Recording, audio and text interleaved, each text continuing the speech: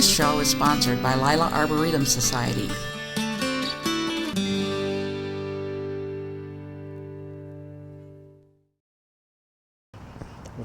Hello, I'm Vi Gogol, Master Gardener, and we're at the house of Bart and Trina Sleper, and they're on the garden tour for 2016 Lila Arboretum garden tour for Battle Creek, and we're going to walk through Trina's garden.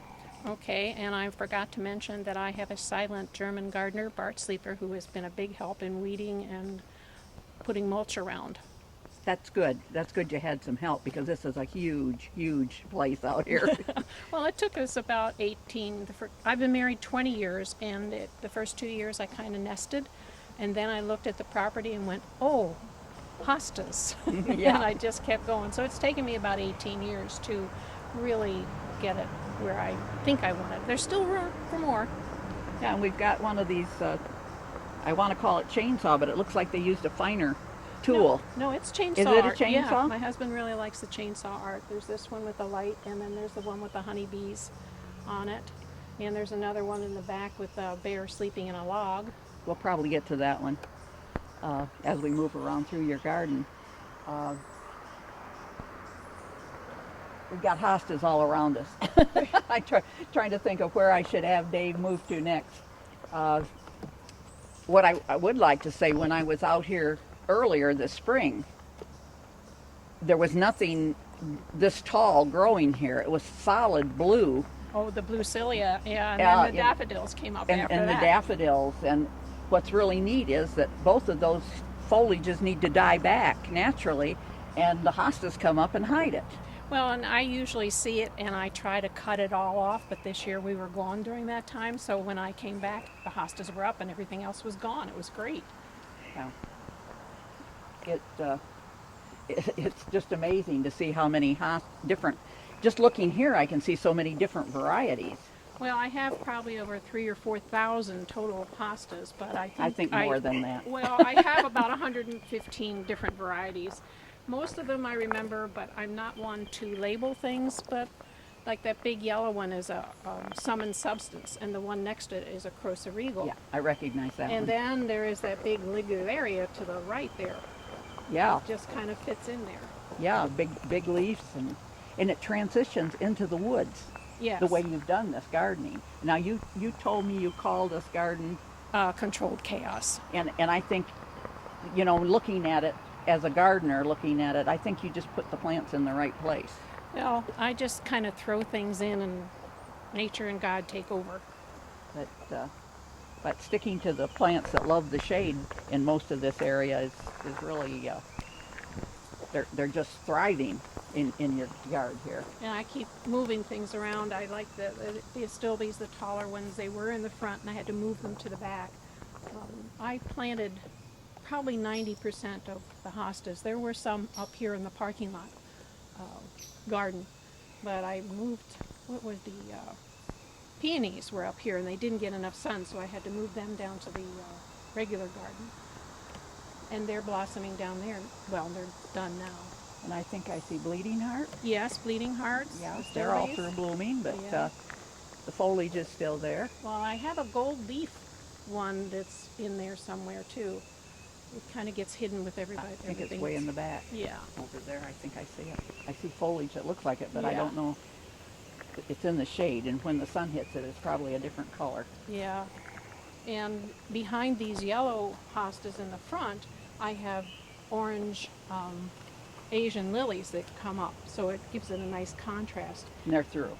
Yeah, and now the purple is still being, I don't know if you call it purple, but is coming up and gives a little bit of contrast. Mm-hmm. That hosta right there in the middle has 3 different kinds of leaves on it, and it just, I don't remember planting it, I don't remember buying it, but it just kind of comes up that way. A little bit to Dave's right there. Yeah, it's probably one that was hybridized, and when they sold it, it didn't show that it had other characteristics on it. And don't they sometime revert to the parent hosta? I don't know if hostas do that or not. It's possible. they? Dave says that's true. I didn't know that. Well, Is this maybe Golden Tiara? No, I No? think that might be August moon. It's a Oh, little August moon. tier is a little shorter than that. Well, the leaves are a little smaller, but I didn't know the way the things are thriving out here. I thought that you may have coaxed it to get big leaves.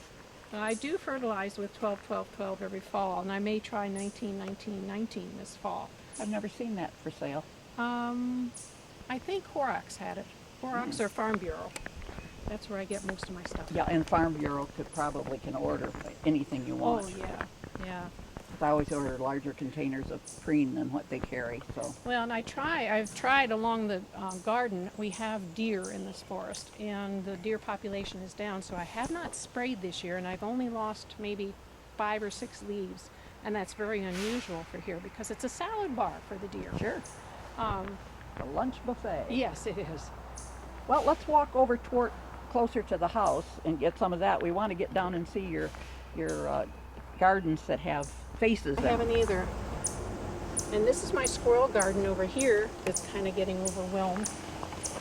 I thought I would like just the giant hostas, but more and more I've gotten into enjoying the miniature hostas too. So I just kind of splurge them in. And it's a surprise garden too. It's like, oh my goodness, you survived, or oh, I planted you there, surprise, you came up. And I've received a lot of things from friends, so it's a friendship garden, and I share mine and just enjoy planting them. Is that a wren I hear? No, I think it's a chipmunk. Little Yep, that's a chipmunk. Okay. You have hundreds of those. I Oh, understand. thousands of them. I killed 120 one year. This year it's only been about 30 to 40, so I am making a dent in the population. Okay. This is This is the lawn garden with John Deere, an old tiller, cultivator, I guess you would call it. yeah, it's a cultivator. That's for sure. I Yeah. can see the tines or whatever you call them down there. And And here's it's the the- little bear. There's the bear or cat, and then there's another bear up here on the. Oh yeah, he's climbing the tree. That And might be Pooh, Yeah, Pooh Bear. That's what I call, that's the bell garden over here. the bell garden. And then Okay. this is the sister garden, I guess, because that's where we bought the little seat there, is from the sister's garden up near Central Michigan College. And Oh, okay. that little planter there was just a piece of wood when we cut down the tree, and it was there, and I just said, you're not burning that because we do heat with wood. It just looked like it fit right there. Mhm. Oh, and there's a little snake. Where? Right in the creeping Jenny. Oh yeah, it's a real There he little one. goes. Yeah. He's gone. Can't get him, Dave. Or did you get him? Maybe. And then the dump truck. They don't make Tonkas like that anymore. And I thought, a great planter. Mm-hmm. I'm always moving stuff around. And the hostas in the middle there, I'm not sure if they're cascading jade, but I know there's one on the right. It is cascading jade that my brother gave me from Philadelphia. And the leaves just look a little bit more narrower than these do, so they may be a brother or sister. It's just enjoyable to come out and, Well, it's actually quite cool here in the shade. oh, it's easily 5 or 10 degrees cooler than it is in town. Yeah. And the other cultivator that I have over there by the hydrangea, my neighbor gave it to me, and I went, John Deere colors again. Yeah. Yeah. You're advertising for him. You know, we do have relatives that work there, so. Oh, well, that's good. And my hydrangeas, this has done so well this year. All I've done is put all my coffee grounds on them all winter long, and they've turned this is the best that hydrangea has done. Do you know what one that is? Is it a snowball? I'm not sure. I don't label things, so Yeah, I look at them and that looks pretty, and that's where it's going to go. yeah, I'm not real familiar with The hydrangeas. the pink ones. Well, actually, if I have one that's similar to that, and I didn't put coffee grounds on it, and it's blue. The amount of acid in the soil determines what color it's Yeah. going to come out. Yeah. Exactly right. And I see the lace cap And one yeah, over there's there. a lace cap one there that's all done. We just planted that one this year because we lost a little bush there. Spirea. Yes, it was spirea in front of the rhododendron It only got a few blossoms this year. I need to put more coffee on that.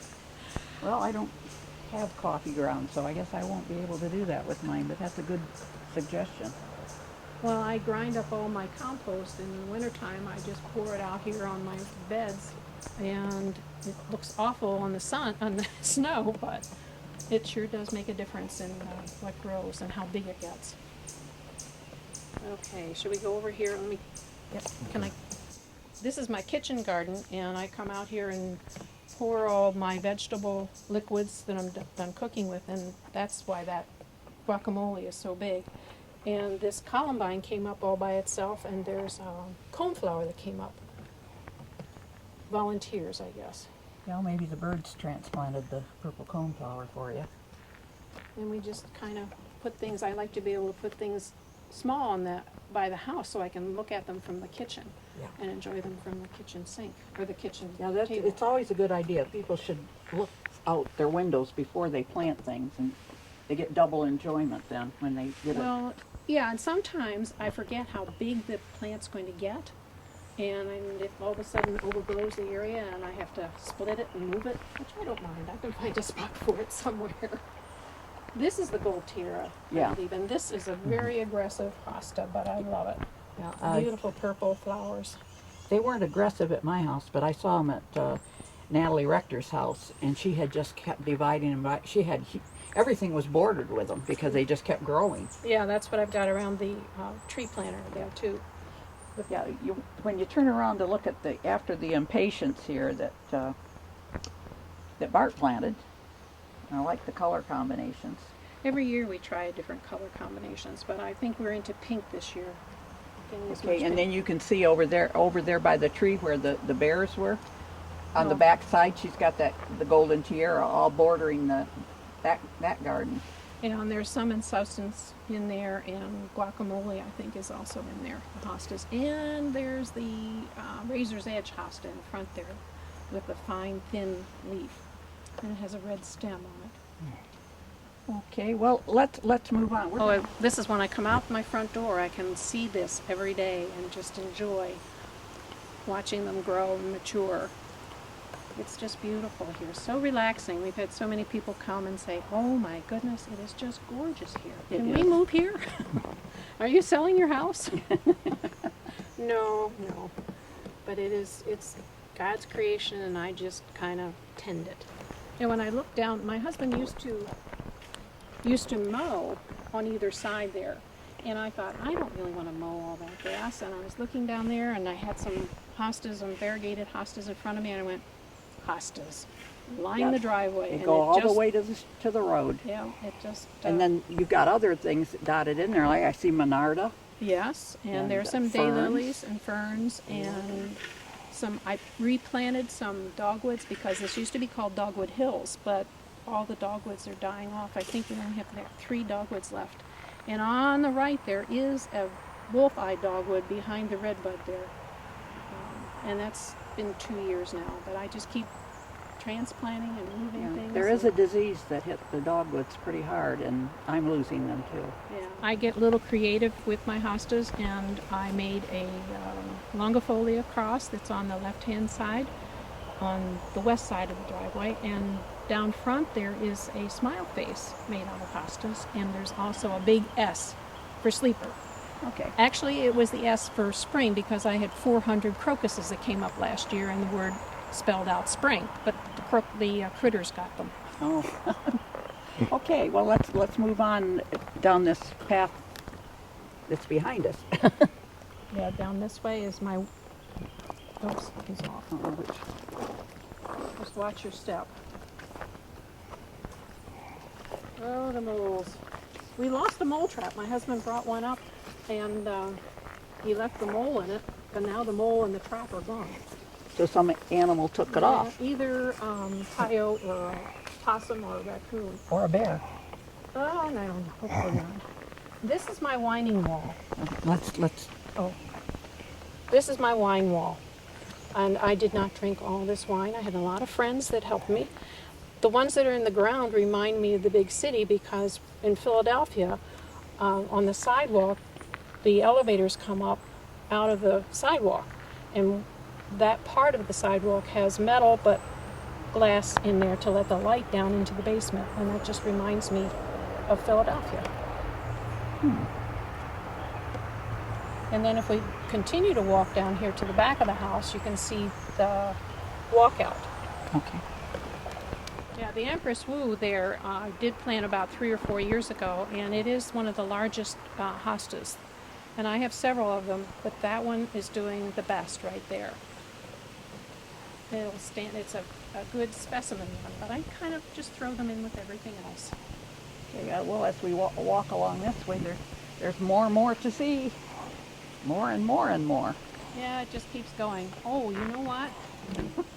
I was down in the barn and I thought I need another garden ornament. And there was my 3-speed bike. So I brought it up and painted it black, and there it sits. I tried to string it up between 2 trees so it looked like Mary Poppins, but I don't, the trees aren't hard and big enough to string it from.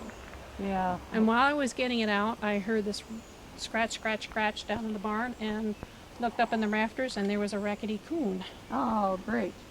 So I did catch him, and then where there's one, there's 2, so I got the other one. Oh, there goes a chipmunk. And are these pink hydrangeas the same as the one by the door? Yes, they are. They're beautiful. They got all the coffee grounds this winter, and Except for the lace cap is a different one up there. right. Now, the deck we had extended to the end of the house, and we put a hot tub up there. And then we tiered this, all the stone from our neighbors, and I'm going to ask God why he made stone so heavy. But then I asked my brother, who's a landscape artist, I said, what should I put in here? He said, Trina, just throw stuff in there. So that's what I've done, and if I don't like it, I move it. So it's been a joy to really impact back here. There's a blue hydrangea back closer to the house. Yeah, and that one I did not put coffee grounds on. So that one stayed blue. Well, it's a little pink in there. I don't know if you can see it with all the sun back here. We don't get a lot of sun. And you can see it's leaning this way towards the sun. Yeah. Oh, and So there's- many interesting things to see. oh, and if my granddaughter wants to get married here, and she said, Mimi, you have to fix the barn up. I said, well, that's going to cost a little money. And I put hostas around the trees down there. You can't really see them from here because of the shade. Well, the camera usually adjusts to what it's looking at, so maybe we And can the- get a good view The of it. white and green hostas that are all around the property came from Bart's mother-in-law, Dorothy Phillips. She gave me a container, 3 feet by a foot, and I just started dividing them, and they're probably 15 years old. And I keep splitting them, so I'm totally surrounded by Dorothy Phillips. And then we have down way in the back is all forsythia. And in the spring, it's just beautiful. And then Oh, under the yeah. forsythia, I have more hostas, and then we have impatiens, pink impatiens underneath that. There's always a place to put something. Yes. I tell people, don't throw anything out. I'll nurse it and find a place for it. But it's just a joy to play in the soil, not dirt. Yeah. Dirt comes in the house. Yeah, that's under the bed. Those are ghost turds. Oh. Well, and my neighbor had 11 horses over there, and he had 11 buffalo across the way. So it was nice being out here in the country, but they've all died off. And now he leases it out, I think, to friends and their cattle over there now. Okay, now, is there something down by the barn that we ought to see? Well, there are raised beds down there, but there's nothing really. We decided to turn around and take a picture of where we were talking from earlier to see the deck and everything that you can see. That stone wall has an interesting history. Dr. Jacobs lived here, and his son took the car out one time and totaled it. And for his penance, he had to build that wall. Oh, So that's why, and I wish he'd gone a little bit higher because then I wouldn't have to lean so hard cutting the grass there. Yeah, it makes it a little bit difficult, doesn't it? Yeah, but it adds a uniqueness to the property. Yeah, it does. It's nice to have stories about things. Okay, let's continue on down towards the We barn. had the original part of the 80-acre farm, and the barn was part of it. We got the 10 acres in between, the 35 acres on each side, and it needs a new roof, but it just is such a beautiful piece of garden. Yeah, I think I took some pictures of it when I was out here before. Yeah, I tried to take a picture of it in every season, and fall is the hardest one for me to get. Left the fence up around our garden, and that's where we used to have our vegetable garden, but the last 2 years we haven't put one in. But I do have raised beds. And I got some tomato plants, and that's about the only thing that's growing in there. Oh, and rhubarb.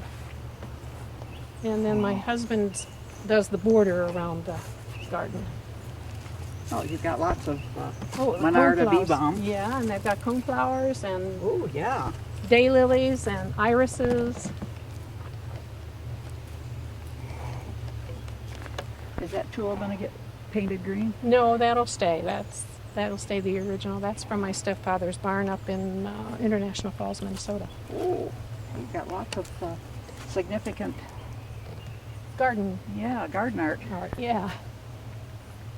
Yeah, and some of the daylilies we actually got from a fella in Iowa. We would go out every year and visit his mom. And we took a back road, and there's a farmer who had quit farming and was selling daylilies. And so for $5 a shovel, we bought several different daylilies. And the Those other are beautiful. daylilies were all given to me by a friend up in Grand Rapids. She was on the National Garden Tour, and her partner could not take care of her daylilies anymore, so she gave me a whole wheelbarrow full. Wow. And I separated them and had 400 individual daylilies, and that was about 7-8 years ago. Oh, there's a butterfly out there. And usually have the hummingbirds down here too. But it's just very relaxing. As you can see, the beds are empty. I just did not get to them this year. I like to put herbs in there and beans in there and cucumbers going up a crawler. Oh, there is asparagus down there too, I forgot. And then we've got Japanese irises here, and this is blue flag instead of yellow flag. It's a blue flag. Okay. And here, these are the Peonies. peonies. Yes, thank you. A little bit of a brain part there. Oh, and the deer did like this part. This guy here is the Autumn joy sedum? yes. Yeah, they do like that. So, It's succulent. It's moist. moist when they eat it. I have poppies in here and irises and spirea. Looks like the spireas I have. This is a big lily we got from Iowa. This is a really, really pretty one here. Yeah, that is pretty. And I found that those red ones leak and they stain. Oh, beautiful. Beautiful, beautiful. Oh, we got black-eyed Susans coming up. We like that. Wow, and they've got buds on them, Yeah. just about ready to go. We think of those as being late summer, Yeah. but boy, every year it seems like they come earlier. And those are from my sister-in-law, Joan Gerard. And yeah, I have a wild weed garden out there. I made the mistake of killing all the grass and then having my neighbor come and plow it over, so I got a lot of weeds. Yeah. And the wildflowers really look good for 2 or 3 years, but now the weeds have taken over. But I have a lot of the coneflowers out there and bee balm that I'm transplanting up to the house. But that's about it. And you have to have a tire swing, of course, for the grandkids. Oh, there it is. It's pulled back. Yeah. It's so important to be hanging. Yeah, that was a challenge to put up. My son helped me put that up. Boy, I Yeah. guess so, but it looks like it's a good sturdy place to have it. Well, every farm needs a tire swing. And the kids love to come down here and play. We play baseball down here in the yard and play another game called Coob, which the kids like. It's a Norwegian game, I believe. I'm trying to knock down the other sticks. It's fun. And this is also forsythia. This is all lined over here. And I think the farmhouse used to be right behind this forsythia right in there. And she had tulips and daffodils. Oh my goodness, this place is loaded with daffodils. And there were so many there so close together they weren't blossoming, so I had just been moving them and moving them. But, well, it's been a joy to be able to share all this with everyone. Oh, you're going to have fun on the weekend with people, all the things they're going to tell you. You're going to feel so good. and I need to thank you for letting us come and videotape, but also thank you for putting your garden open for the public. Lila Arboretum appreciates it. Anything that it's a fundraiser for us, and anything that comes in goes to programs at the Arboretum and maintenance. They have a lot to share, and I wish people would take more advantage of it, because it's great eye therapy there, just to walk around out in the Arboretum. Yeah, but they should come on the garden tour too. Yes, the garden tour. Every garden is so unique. It's Yes, just it so is. special. Yes. It's a joy to share it, because God gave us this. He created the earth out of chaos. I'm creating my beauty out of chaos. Okay. Thank you again. If you would like to become a Master Gardener, call 969-0270, extension 116. If you have questions or suggestions about this show, call 963-1448.